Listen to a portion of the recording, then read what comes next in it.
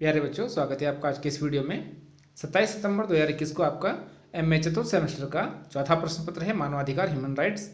तो आइए इस प्रश्न पत्र से संबंधित 100 महत्वपूर्ण प्रश्नों के उत्तरों को जानते हैं। आइए शुरू करते हैं आज का वीडियो।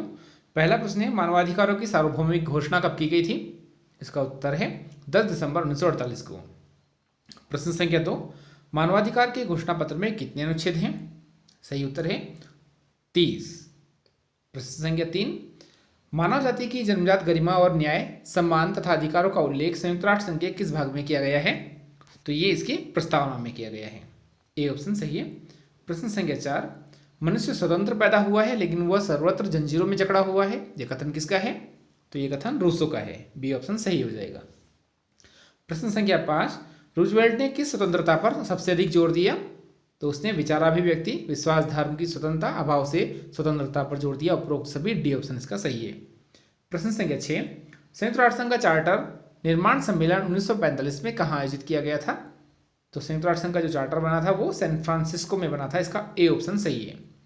प्रश्न संख्या 7, मानव अधिकारों के घोषणा पत्र के किस अनुच्छेद में लिखा है कि सभी मनुष्य जन्म से स्वतंत्र हैं? तो यह अनुच्छेद 1 में लिखा है। प्रश्न संख्या 8, मानवाधिकारों के घोषणा पत्र को किसने मैग्ना कार्टा का नाम दिया था? तो ये नाम दिया था रूजवेल्ट ने। प्रश्न संख्या 9, मानव अधिकारों का घोषणा पत्र केवल आदर्शों का प्रतिपादन है, कानूनी रूप से बाध्य करने वाला समझौता नहीं, यह कथन किसका है? तो इसका बी ऑप्शन सही है, पामर पार्किंस का। प्रश्न संख्या 10, मानवाधिकारों पर अंतर्राष्ट्रीय प्रतिज्ञा पत्र संयुक्त राष्ट्र संघ में कब प्रस्तुत किया गया था? तो ये 16 दिसंबर 1966 में प्रस्तुत किया गया था। ए ऑप्शन इसका सही है। प्रश्न संख्या 11, नागरिक तथा राजनीतिक अधिकारों का अंतर्राष्ट्रीय प्रतिज्ञा पत्र 1966 कब लागू किया गया था? तो ये 23 मार्च 1976 में लागू किया गया था।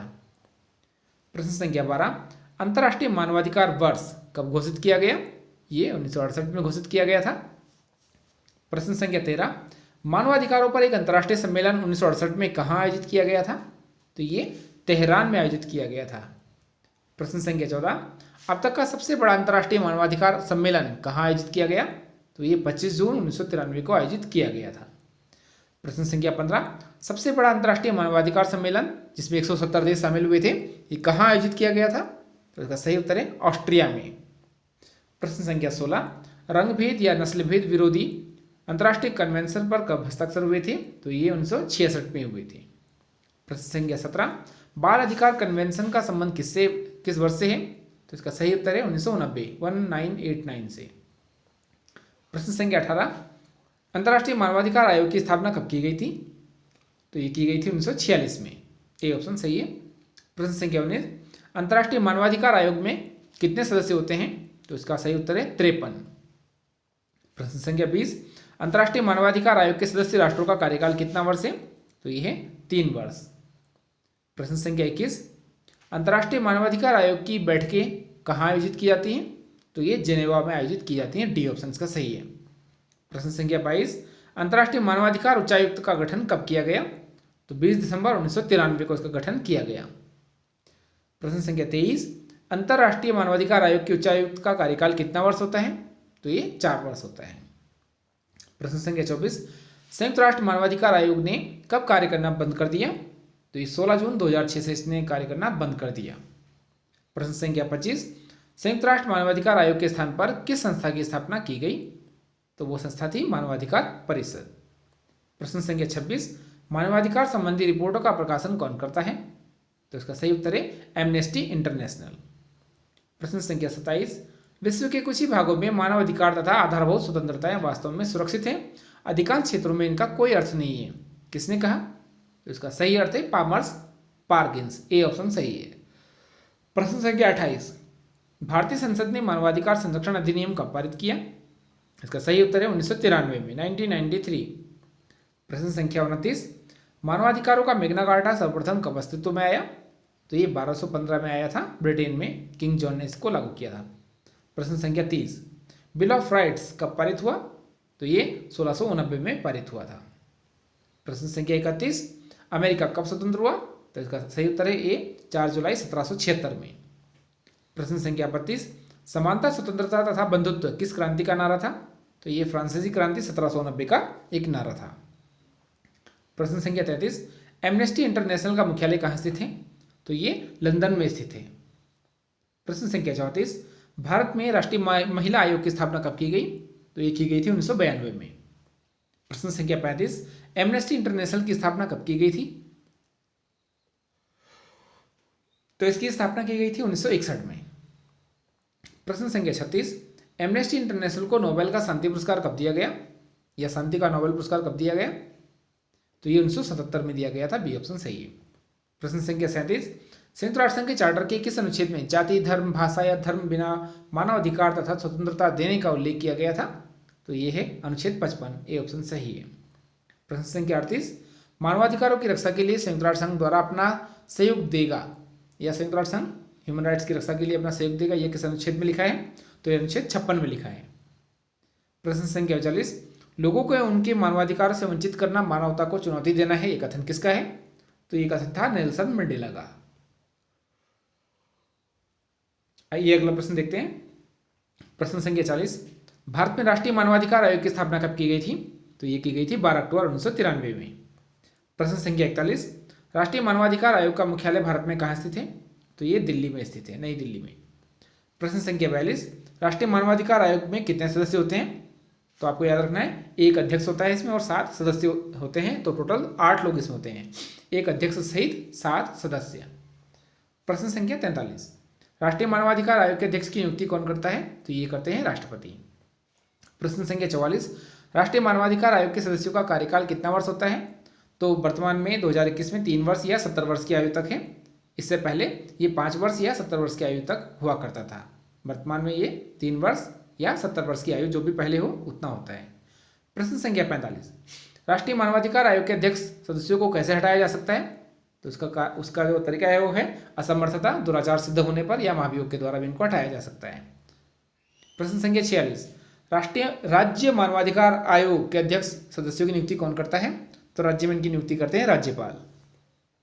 प्रश्न संख्या 47, राष्ट्रीय मानवाधिकार आयोग का कार्य क्या है? तो इनका कार्य है अनुसंधान करना, सिफारिश करना, न्यायिक हस्तक्षेप करना। प्रश्न संख्या 48, राष्ट्रीय मानवाधिकार आयोग को किसने भारत का परीक्षण भ्रम कहा? तो इसका सही उत्तर था सोली सोराब जी।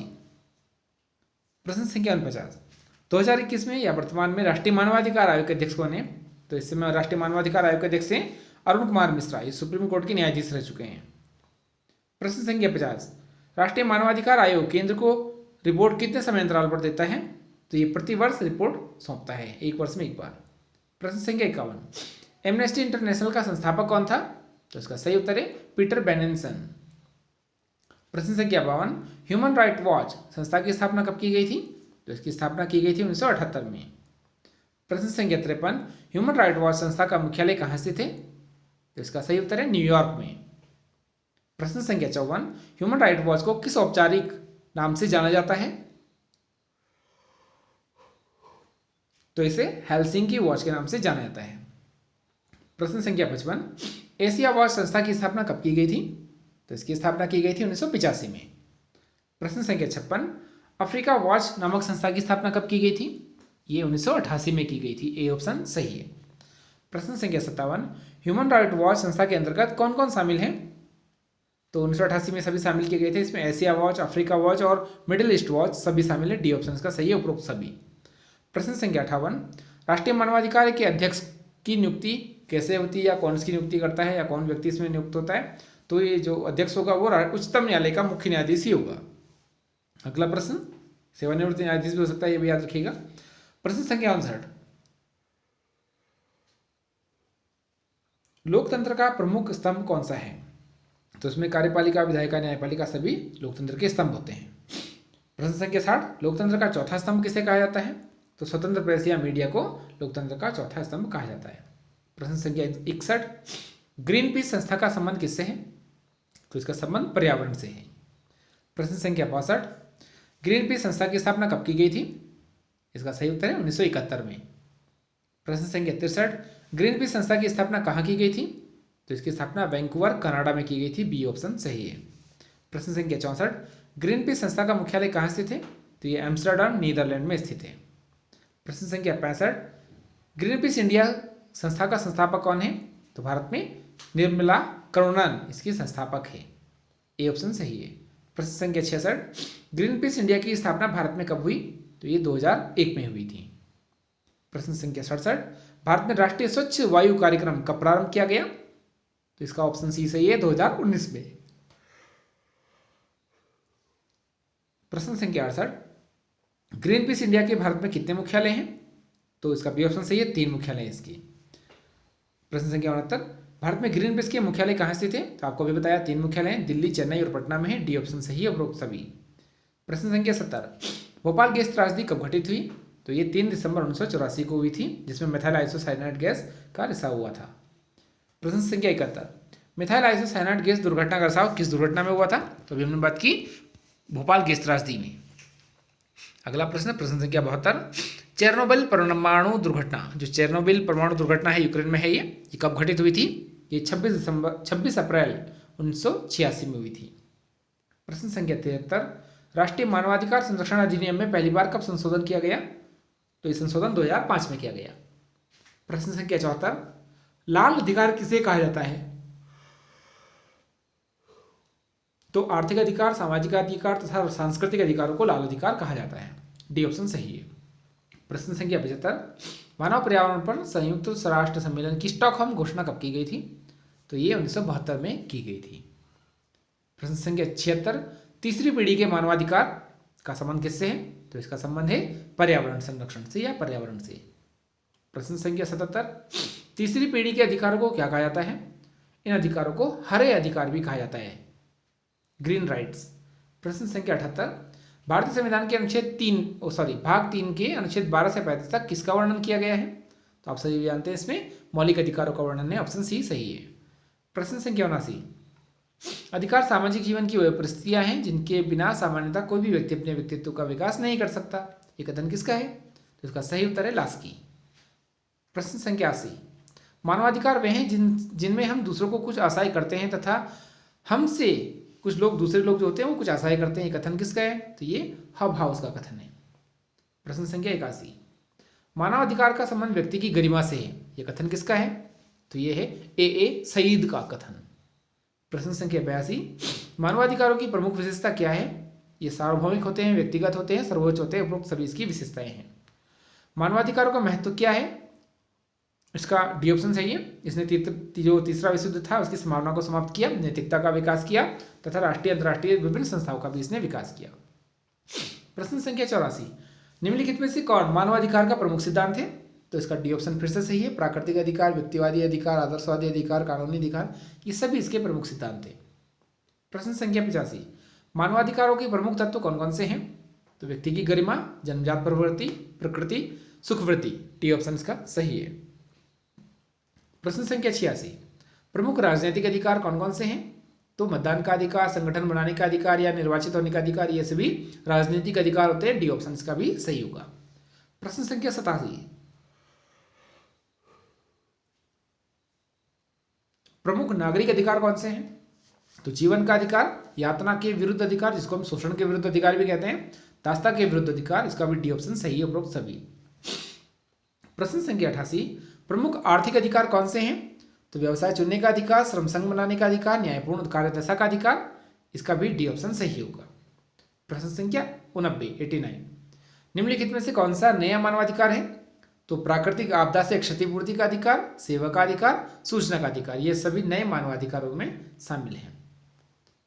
प्रश्न संख्या 90, भारतीय संविधान का कौन सा अनुच्छेद मानवाधिकारों की नींव कहलाता है? तो यह अनुच्छेद 38(1). अगला, मानवाधिकारों का प्राचीनता मूल्य किस ग्रंथ में मिलता है? तो वो रामायण, महाभारत, अर्थशास्त्र सभी में मिलता है। डी ऑप्शन सही है। प्रश्न संख्या 92, मानवाधिकारों का घोषणा पत्र जिसे मैग्ना कार्टा भी कहते हैं 1215 में हुआ था, ये किसने घोषित किया? तो उसका सही उत्तर है किंग जॉन ने। प्रश्न संख्या 93, प्रतिनिधित्व नहीं तो कर नहीं, ये नारा किसका था? किस देश से संबंधित है? तो यह है अमेरिका से संबंधित, यूएसए। प्रश्न संख्या 94, मानवाधिकारों की रक्षा के लिए रूसी क्रांति कब घटित हुई थी? तो इसे बोल्शेविक क्रांति भी कहते हैं, लेनिन के नेतृत्व में हुई थी 1917 में, जहाँ निकोलस द्वितीय का इसमें पतन हुआ था। प्रश्न संख्या 95, चीनी गणतंत्रात्मक संविधान के किस अध्याय में मानवाधिकारों का उल्लेख मिलता है? तो ये अध्याय 3 में मिलता है। प्रश्न संख्या 96, स्वराज्य हमारा जन्मसिद्ध अधिकार है और इसे हम लेकर रहेंगे, ये कथन किसका है? तो ये कथन बाल गंगाधर तिलक का है। ए ऑप्शन सही है। प्रश्न संख्या 97, प्रत्येक मनुष्य की गरिमा होती है, ये कथन किसका है? तो ये कथन है कांट का। प्रश्न संख्या 98, दास प्रथा का उन्मूलन किस अमेरिकी राष्ट्रपति ने किया? तो इसका सही उत्तर है अब्राहम लिंकन। अगला प्रश्न 99, नागरिक अधिकार आंदोलन 1964 का संबंध किससे है? तो ये अमेरिका से संबंधित है। आज का अंतिम प्रश्न, प्रश्न संख्या 100, 2021 में राष्ट्रीय महिला आयोग का अध्यक्ष कौन है वर्तमान में? तो केंद्र में रेखा शर्मा इसकी अध्यक्ष है। राष्ट्रीय महिला आयोग 1992 में इसकी स्थापना हुई थी। प्यारे बच्चों, आज की वीडियो में इतना ही। आशा है आपके लिए वीडियो फिर से उपयोगी सिद्ध होगा और आपके अच्छे नंबर आएंगे। धन्यवाद।